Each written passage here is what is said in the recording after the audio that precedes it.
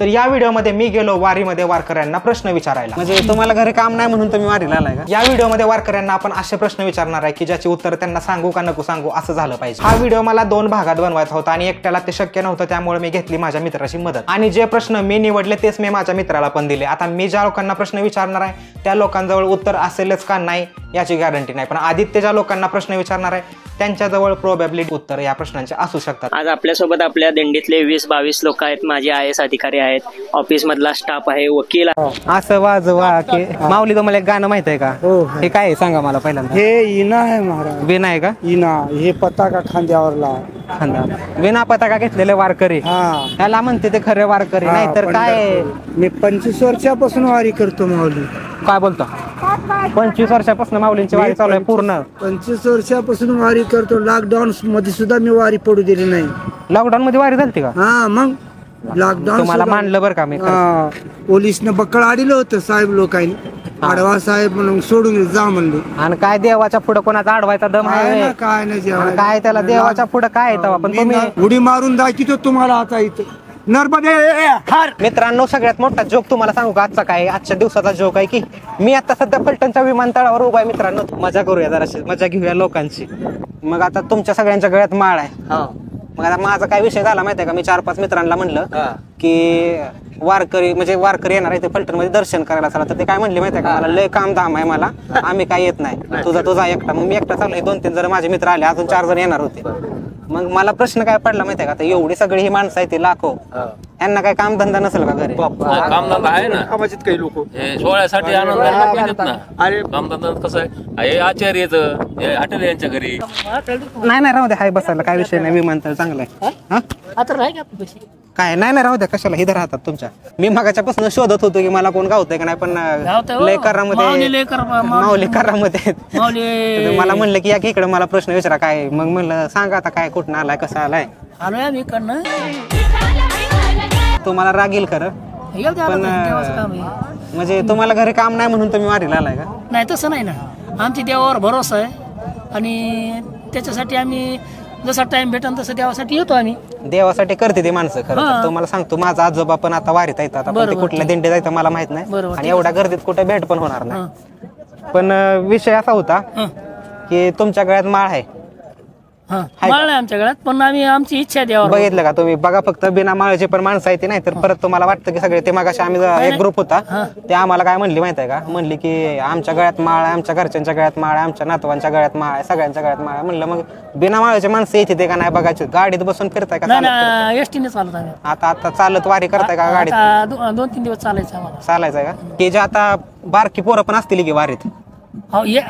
काय काय आई वडील आणतात की बारीक पोराला। मग मला काय म्हणायचं होतं की जी शाळा बुडवून आता किती दिवसाची असते वारी जवळपास? आमचं म्हणणं आहे त्यांनी शाळा बुडायला नाही पाहिजे, पण ते आजोबा आजी त्यांना घेऊन येतात ना लाडाची। बरोबर, ते काय एवढं म्हणजे 8-9-10 नसते, ते असतात पहिली दुसरी तिसरी। तुम्ही एवढा दिवस इकडं आहे, हा आता तुमच्या घरी कामादामाचा त्रास वाढल्यावर मग ते कसं काय, मग तुमचं मॅनेज कोण करणार? ते मॅनेज काय, घरचे माणसं आमच्या रोजगारी लावून घेते। आता पाऊस पडलाय, पेरणी वगैरे झाली, खुरपणी झाल्या, पाळ्या झाल्या, मग आता 4-5 दिवस काम नाही, तेवढ्या टाइमात आम्हाला देवाकडे यायची इच्छा आहे, त्याच्यामुळे आम्ही आलो। तुम्ही आता इकडे आला 4-5 दिवस, तुमचे सोना पोरं काय म्हणते का? नाहीत माहिती, त्यांना माहिती की हे जाते दरवर्षी अशीच हे नाही ना की बाबा काम चाललंय तिकडं? नाही काम नाही, काय नाही, त्यांना माहिती आहे दरवर्षी 2-4 दिवस खवायला पण जाते बाबा। म्हणजे काय नाही, सगळ्यांचे सगळं परमिशन असतं, तसं काहीच नाही। कसं असतं काय माणसांचे आमच्या माग काम आहे, तुम्ही कसं काय चाललं बाबा, मग शेतातलं कोण करीन? ते आमच्या आम्ही मेल्यावर राहीन का ते? आता ठीक आहे, आम्हाला 8 दिवस नाही जाऊन दिलं, उद्या मेलं तर मग या तुम्ही इकडे। मी जिथं तिकडे थांबा जरा, मी चालू तिकडे थांबा जरा। हिंदी येते का मराठी येते तुम्हाला? हिंदी आता है आपको? तो हिंदी में बात कीजिए, कोई प्रॉब्लम नहीं है हमको। तो पूरा वारी में कर रहे हैं आप? हाँ पूरा वारी। कब से? शुरुआत से आळंदी से पंढरपुर तक होता है क्या? धंधा हो रहा है क्या? धंधा क्या हो रहा है, अभी यहाँ से भगा दिए जा रहे हैं। भगा दिए जा रहे हैं? तो इधर पे तो खड़े हैं, कहाँ से भगा दिए जा रहे हैं? अभी बाहर कर दिया था, फिर वहाँ से घूम के आए। सही है, फिर अब मैं उधर जाके बोलता हूँ फिर से बाहर भेजने के लिए। हसदे चेहरिਆਂ ਦਾ ਮਤਲਬ ਇਹ ਨਹੀਂ ਹੁੰਦਾ ਕਿ ਉਹਨਾਂ ਨੂੰ ਕੋਈ ਤਕਲੀਫ ਨਹੀਂ ਹੁੰਦੀ। चलो काही नाही, मजाक कर रहा था। आजी बघा बरं का, मी तुमच्या नातवासारखाच आहे, मग मी जे विचारलं ना तेवढं मला फक्त नीट सांगायचं, खोटं खोटं काय सांगायचं नाही अजिबात। मग आता मला सांगा, तुम्ही तुमच्या घरी सून आहे का? आहे ना, सून आहे ना? मग तुम्ही एवढे दिवस वारीला आला, मग सुनांना पटतं का? आता पटलं बी नाही पटलं, आपल्या मनाला माहिती ना। मग खुश आहे का? खुशच आहे। तुम्ही खुश आहे की? हा मग सोना खुश आहे का तुम्ही? सोना बी खुश आहे। पण आजकाल जास्त ते नवीन जे लग्न होती आता हे मागच्या 2-3 वर्षात त्यांचं पटायचं बंद होतं, 2-3 वर्षातच, नाहीतर एका वर्षातच पटायचं बंद होतं। मग त्यांच्या नाही खरं बोलते का खोटं बोलते मी, तुम्ही सांगा आहे का नाही? आता तुम्ही 18 वर्ष आता हे 18 वर्ष वारी करते, तुमचं आता एवढं झालं, तुम्ही एवढा दिवस संघ आहे, आता वारीला पण एवढा दिवस संघ फिरता। नाही नाही, असं चांगली गोष्ट आहे, चांगली। बाबा 18 वर्ष वारी करत होते, आजी या वर्षी चालते। सोना येऊन देत नव्हते आजी। पंढरीनाथ भगवान की जय जय जय। ही आतापासूनच दर्शनासाठी लाईन लागली आणि किती वाजता येणार आहे माहितीये का दिंडी? संध्याकाळी ते आता 6-7 वाजता येईल, त्याच्या आधी सगळी लाईन। बोला येईल का साहेब, मी अनपढ माणूस बोलायला काय लागतंय तर मी तुम्हाला गणिताचे प्रश्न थोडे विचारणार आहे। चला चला, तुम्हाला नवीन पिढीसाठी काय संदेश द्यायचा आहे? नवीन पिढीसाठी एवढं सांगणं आहे की हा जो सोहळा आहे आज 800 वर्षापासून चालू आहे आणि हा पालखी सोहळा 185 वर्ष चालू आहे आणि ही पालखी संत तुकाराम महाराजांचा धाकटा मुलगा नारायण यांनी प्रथम पादुका ही पालखी सुरू केली। ते देऊन तुकाराम महाराजांच्या पादुका घेऊन आळंदीला येत, आळंदी आल्यानंतर ज्ञानेश्वर महाराज पादुका घेत आणि या दोन्ही पादुका घेऊन त्यांनी वारी सुरू केली होती। ही 35 वर्ष केली। 1832 मध्ये ह्याच्यामध्ये थोडासा वादविवाद झाला आणि हा दोन्ही पालखी सोहळा वेगळ्या झालेल्या आहेत। आता ज्ञानेश्वर महाराजांची पालखी सोहळा आहे 1832 पासून सुरू झालेला आहे आणि हा खूप चांगल्या पद्धतीने चालतो। माझे सासरे श्री बाबुराव चोपदार गुरुजी यांचं निधन झालं, पण त्यांनी जवळजवळ 76 वर्षे वारी केलेली आहे आणि आता चोपदार बनून माझा मेवणा श्री राजाभाऊ चोपदार हे पालखी सोहळ्याचं नियंत्रण विश्वस्त आणि सर्व मानकऱ्यांच्या वतीने करतात। त्यांची पण वारी आज 45 वर्षाची झालेली आहे आणि त्यांचा धाकटा भाऊ रामभाऊ आणि त्या दोघांची मुलं आता एक डिप्लोमा इंजिनिअरिंग करतोय, एक 12वी सायन्स करतोय।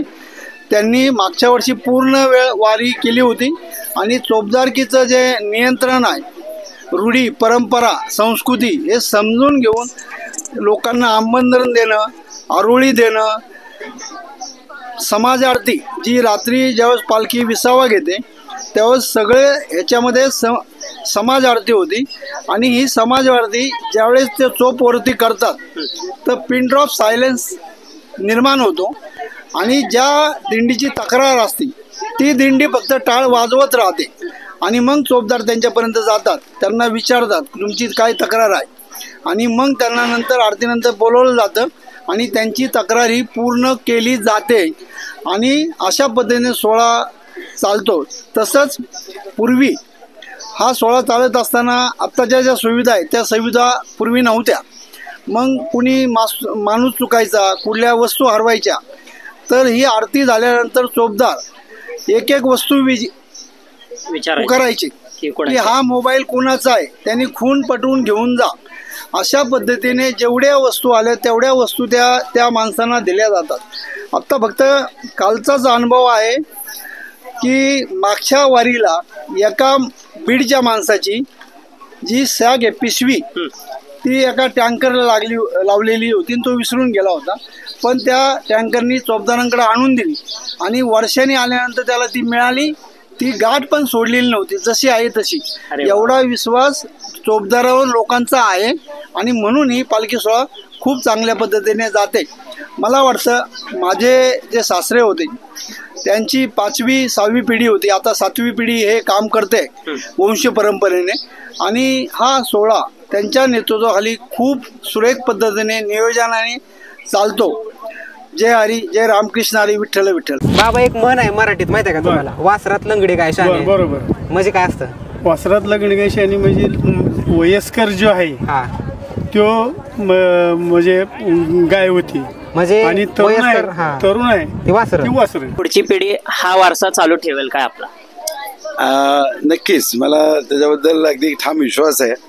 कारण ह्या वारीमध्ये जो जो व्यक्ती सामील होता आणि जो जो चालतो, आता आपल्याच दिंडीचं उदाहरण घ्या. आम्ही 8-10 लोकांनी ही दिंडी सुरू केली. आज आपली त्याची संख्या 22-25 वर गेलेली आहे. तर ज्यावेळी त्या पालखीमध्ये तुम्ही समाविष्ट होता त्यावेळी त्यातलं सगळं जे काही हे सगळा माहोल बघता आणि हे नक्कीच त्यांच्या मनावर. आता माझा मुलगा राज आज वयाच्या त्याच्या 10व्या वर्षापासून या पालखीमध्ये समावेश आहे. आज शाळा असताना सुद्धा त्यांनी पालखीला जाण्याचा आग्रह धरला. म्हणजे हेच त्याचं मला वाटतं एक द्योतक आहे आणि हे नक्कीच त्यामुळे मला असा विश्वास आहे की पुढच्या पिढीपर्यंत हा वारसा नक्की पुढे चालेल. मला इथं दिसतोय तुम्ही जोडीनं वारीला आलाय. एवढ्या वर्ष जोडी टिकायचं कारण काय? आता एवढ्या वर्ष जोडी टिकण्याचं आता विठ्ठल रुक्मिणी सुद्धा त्यांचंही आपण भांडण झाल्याचं ऐकतो. तर संसारामध्ये तसंच त्यांच्या पद्धतीने आमच्या ते थोडं खट्टपिट्ट होतं आणि अजून गोडी वाढते. त्याच्यामुळे आम्ही आजपर्यंत एकत्र टिकून आहे आणि पुढेही आमचा संसार नक्कीच शेवटपर्यंत अशाच पद्धतीने चालेल हा विश्वास आहे. यावरून अजून एक प्रश्न, आजकाल नवीन पिढीमध्ये डायव्होर्सचं प्रमाण खूप प्रमाणात वाढलेलं आहे, मग त्याच्याबद्दल तुम्हाला काय म्हणायचं? याच्यामध्ये कसं आहे की आता पूर्वी जे काही म्हणजे आमच्या पिढीपर्यंत म्हणा किंवा अजूनही पुढचेही लोक आहेत तसे, सगळे तसे नाही आहेत, काही पर्सेंटेज मध्ये वाढ झालेली आहे. त्याला दोघंही वर्किंग असतात नवरा बायको आणि त्याच्यामध्ये थोडंसं युगोचं प्रमाण येतं. तर त्याच्यामध्ये असं वाटतं की आता कोणीच कोणाला कमी नाही आहे. तर आम्ही आमच्या संसारात सुद्धा एकमेकाला आम्ही स्वतःला महत्त्व देतोच. जेवढं आपण बाहेर जाऊन करतो हे घरचं सगळं सांभाळतात म्हणून आपण करतो. हे मात्र प्रत्येक नवऱ्याने असं ते मानलं पाहिजे आणि पत्नीने मानलं पाहिजे की हे रथाची 2 चाक आहेत. कुठलंच महत्वाचं कमी आहे आणि कुठलं जास्त आहे असं न मानलं तर हा संसार सुखाचा होईल. नाहीतर मग हे ड्रायव्हरचं प्रमाण वाढत आहे. उठवा त्यांना. तुम्ही नातवाला का म्हणून आणलं नाही? मग नातवाची एवढी आठवण येते तुम्हाला? नातवाला का आणलं नाही? नातवाला तर ते शाळेत जायचं म्हणला ना, ते इथनं बघितलं की म्हणतो मला बी न्या पंढरपूरला. पण आता म्हणतो बाबा तुझी सुट्टी असते तुला नाही होऊया का दिवस पंढरपूरला. तुमच्या सुनाला आणि पोराला पटतंय का? हा ती म्हणते जातात तुम्ही देव करा, तुमच्या मागे आम्ही करू म्हणते. तर तुम्ही हाय तोवर आता आम्हाला करू. माळ आहे का? हा माळ आहे त्यांच्या गळ्यात. आता मालकींची आहे, माझी आहे, पण नाही पोरं करते आता ते म्हणजे जरा आम्हाला पुन्हा करू म्हणते. तुमची जरा ही बरं दात जराशी पडलं की कसं म्हणजे? हा तसं नाही म्हणलं त्याला असंच लागा म्हणलं तुम्हाला सवय लागू द्या. झोपा मग काय आता करा आराम तुम्ही. परत तुम्हाला नामस्मरण करायचं हरिपाठाचा टाइम होईल थोड्या वेळानं. झाला 5ला टाइम असतो हरिपाठ. चालेल चला. आपल्या बरोबर ऍडव्होकेट शैलजा मोळक आहेत. मॅडम तुम्ही जसं सरांनी सांगितलं की राजाभाऊ चोपदार तुमचे भाऊ आहेत, तर तुम्हाला तुमच्या वारसाबद्दल तुमच्या ह्याच्याबद्दल काय वाटतं? म्हणजे तुम्हाला काय सांगायचं आहे त्याबद्दल? जसं की माझ्या वडिलांनी म्हणजे यांनी सांगितलं की 76 वर्ष वारी केली, पण ते असं सांगायचे की वयाचं त्यांचं 83व्या वर्षी निधन झालं, पण ते म्हणायचे माझे की 82 वर्ष वारी झाली. कारण 1 वर्ष आईच्या पोटात वारी झाली. म्हणजे त्यांची आई गरोदर असताना सुद्धा वारी केलेली आहे, असा वारसा आहे. म्हणजे त्याच्यामुळे आजी आमची यायची. आणि मला आठवतंय मी इयत्ता 4थी पर्यंत म्हणजे की राजनी 1 दिवस शाळेला दांडी मारली, पण मी 15 दिवस शाळेला दांडी मारून आजी बरोबर वारीला असायची. आणि त्यावरूनच माझा अजून एक प्रश्न आहे, तुम्हाला काय वाटतं लहान मुलांनी 2 महिने 1 महिनाभर शाळा चुकून वारी करणं कितपत योग्य आहे आत्ताच्या कंडिशन मध्ये? नाही तसं योग्य अयोग्य हे शेवटी कसं आहे की प्रत्येकाच्या मानसिकतेवर अवलंबून आहे. म्हणजे आता जे राजाभाऊ तुम्ही चोपदार भेटले तर त्यांचा एक मी किस्सा सांगेन की ते 7वीला असताना भारत इंग्लिश स्कूलला शिकत होता तो. आणि असंच त्याला चिठ्ठी दिली होती वडिलांनी लिहून की टीचरना दे आणि मी 15 दिवस नाहीये शाळेत सांग. त्याला तो टीचरला घाबरत होता तर त्यांनी चिठ्ठी काही दिलीच नाही शाळेमध्ये. आणि मग वडील घेऊन गेले त्याला वारीला. पण भारत इंग्लिश स्कूलमध्ये असं झालं की तो जेव्हा वारीवरून 15, 16, 18 दिवसांनी परत आला तर त्यावेळेला त्याचं इतके दिवस गैरहजर म्हणून शाळेतून नाव काढून टाकलेलं होतं. आणि मग वडील तर वारीला आणि मी त्यावेळेस साधारण कॉलेजला होते, अगदी 11वी 12वीला असेल. आणि मग काय करायचं मग म्हटलं तर मग वडिलांचे एक मित्र होते काका, ते पर्यवेक्षक होते म्हणजे पुणे महापालिकेत शाळेमध्ये. त्याच्यामुळे त्यांच्याकडे गेले मी, त्यांना म्हणलं काका असं असं झालंय. मग त्यांना घेऊन त्या शाळेमध्ये गेले. मग शाळेमध्ये काकांनी पूर्ण चोपदार हे असं असं आहे, वारसा बिरसा सगळं सांगितलं. आणि मग त्यांनी शाळेचं पुन्हा म्हणजे पुन्हा ऍडमिशन अशी प्रोसेस करून घेतली आणि त्याला शाळेत ठेवलं. पण त्याने काही फरक पडत नाही, कारण आता परवाच एक लोकमतला बातमी वाचली की एक 12वीतला मुलगा आहे लातूरचा आणि तो खूप वर्ष झाले त्याच्या वडिलांबरोबर वारी करतोय. आणि त्याला वारीचा इतका वेळ लागला लहानपणापासून आणल्यामुळं की वडील त्याला म्हणले उलट की 12वीला तू आता आहेस तर येऊ नको ह्या वर्षी. परंतु तो म्हणला की नाही मी अभ्यास कव्हर करीन, मी येईन म्हणून वारीला. आणि तो म्हणला की मी पुस्तक घेऊन आलोय आता आणि मला असं वेळ मिळाला की मी बसून वाचतो, मी अभ्यास करतो. आणि त्यांनी काही फरक पडत नाही, कारण तसंही आपण जरी म्हणलं पण कितीतरी वेळ आता आपलीच मुलं शाळेमध्ये कितीतरी वेळ वाया घालवतात. आज मोबाईलमुळे वाया घालवतात किंवा रील्स मध्ये किंवा टीव्ही पाहून, म्हणजे असा वेळ बराच वाया जातो. त्यामुळं इकडं आलेला वेळ वाया न जाता एक काहीतरी, आता आपण पण येताना दिंडीत आपण तुकारामाचे अभंग ऐकले, म्हणजे आपण घरी बसून कधी ऐकत नाही पण इथं ते ऐकायला मिळतात आपल्याला त्यांच्या मागं म्हणता पण येतं. बरोबर. म्हणजे हे एक संस्काराचं वातावरण आहे. आणि संत विचार जे आहेत ते पुढं कधी पण तुमच्या जीवनाला उपयुक्तच आहेत. म्हणजे संतांचे सगळेच विचार जर आपण समजून घेतले अगदी पुरोगामी विचारांपर्यंत, म्हणजे संतांनी अंधश्रद्धा कधी सांगितलेली नाहीये, मानवतावादच सांगितलाय, माणुसकी जपायला सांगितली, जातपात धर्म कुठलाही भेदभाव नसतो वारीमध्ये. म्हणजे ह्या सगळ्या गोष्टी संतांनी दिलेल्या आहेत आपण, आणि त्या आत्मसात करण्याचं एक किंवा समजून घेण्याचं एक केंद्र म्हणजे वारी आहे. हा व्हिडिओ तुम्हाला आवडला असला तर व्हिडिओच्या खाली कमेंट करून सांगा, व्हिडिओला लाईक करा आणि चॅनल सबस्क्राईब करायला विसरू नका, कारण असाच कॉन्टेंट या चॅनलवर आता येणार आहे.